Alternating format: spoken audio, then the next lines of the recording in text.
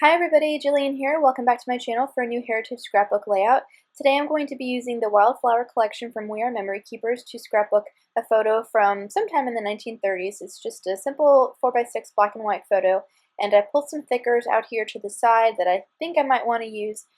But first I'm going to show you the layout that I'm basically scraplifting.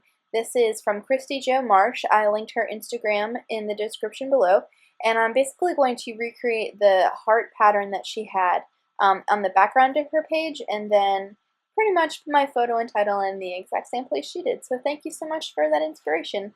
Now I'm just guessing as to the sizes of the square that I need to cut out. So I started with a 2.5-inch square, and then I'm cutting it down the center to get triangles, since I don't have a triangle punch. And I put that in the middle and then realized that it's too big. So then I just guess and cut down a 2-inch strip of paper, and that ends up working out.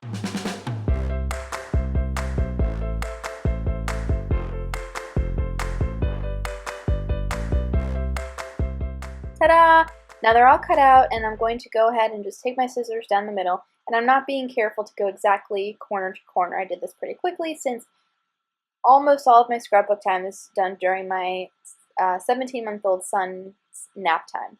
So then I just sort them out by pattern, and I originally cut 20 triangles and from 5 pieces of pattern paper, and then I'm realizing that I want more of this butterfly pattern paper because it's my favorite and it has a good variety of colors, and I will end up bringing another pattern paper in. So then what I'm going to do is just start. I didn't measure the center of the page, I just kind of am eyeballing it. And because I wasn't so precise, it went really quickly, and it was really fun, and I didn't overthink it, and I really like how it turned out. So I'm just being careful to not put 2 of the same patterns next to each other and kind of, move the color around the page. So, I have green in the center, and then I'm going to bring it up into the top left, and then just trying to be careful to make it look random and pleasing to the eye. I did have to refer back to the original layout just to make sure a couple times of where I was supposed to be placing these triangles. And so here's a point where I realized I have a lot of the same colors happening, and I had pulled this pattern paper originally but thought that it was too graphic almost, but once it's cut down it ends up bringing some nice color to the page.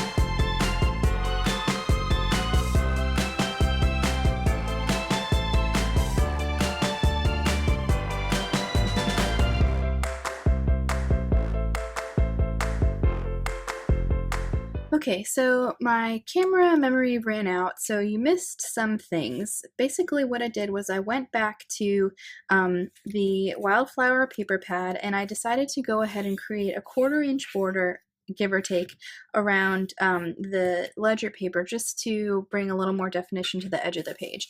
And then I went ahead and gutted the inside so that I had even more of that paper left. And then I went ahead and matted the photo, and I just used this wood grain paper from this paper pad that was a hot buy at Michael's at the end of last year, and it's just a bunch of great neutrals. So I matted the photo in that just to bring a little more definition to that. And then I went ahead and chose these Amy Tangerine thickers for the title. It was between these 4. The black felt just a little too heavy. This cream and this white didn't really go well, and I'm not so sure about the sparkle, so I didn't go that route. I really loved this like bronze colored thicker, but it felt too fancy for this Ohio family. No offense if you are from Ohio. And then I ended up just going with the craft. And then, so now that I have my title down and the heart is done behind it, I'm going to go ahead and get my journaling down here. Now I took some time and went away and pulled out these Teresa Collins tile stickers because on every layout in the Heritage albums I like to record the date that the photo was taken, so at a glance you can see how old the photo is. And I based the age of this photo on the little boy in the center, on how old he looked, and then I just kind of guessed the decade from there. And it's pretty accurate. I think this is taken sometime in the 1930s, maybe early 40s. I took some time to hit a couple of websites to get some information. I originally started using Ancestry.com for all of my heritage research and things like that, and hit a dead end. And so I actually let my membership expire, and I haven't renewed it. And I've been finding a lot more material on FamilySearch.org. I'll go ahead and list the link down below in the description. And the great thing about that is it's free. Well, at least what I use it for is free. So I looked up a couple of census records, and I got some facts from there. I found a couple of death records, marriage license, things like that, and I was able to piece together the story. So I'm going to go ahead and read the journaling to you. It says, pictured left to right is Opal, Myron, Glenn, Robert, Dale, Alda, Darcy, and Darcy Spackey. Myron and Alda married December 11, 1907. He was a farmer and she was a music teacher. The Spackeys lived in Portage Township, Ohio, and they had 7 children: Darcy, Opal, Dale, Glenn, Merle, and Robert. Merle was kicked by a horse and died at age 9. They also had a stillborn baby in December 1922.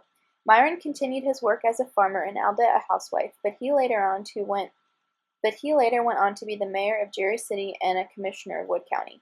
Now, I wish I didn't have to share the bad stuff, but it happened, so I feel like I need to include it, just to preserve their legacy. Otherwise, if I leave it out, then they'll never know that these 2 kids never grew up into adulthood. So I had to be sure to mention them. And when I'm researching the family and I find things like this, there is a bit of a sad part to it, where sometimes I find myself crying, over people that I've never met, just thinking of what they've had to go through. So this family, experienced those hardships along with World War I, World War II, the Depression, and things like that. So it just makes me that much more thankful for how my life's going pretty okay, in 2016 in America. So that's it. Here's a look at my final page. Thank you guys so much for watching, and I'll see you next week.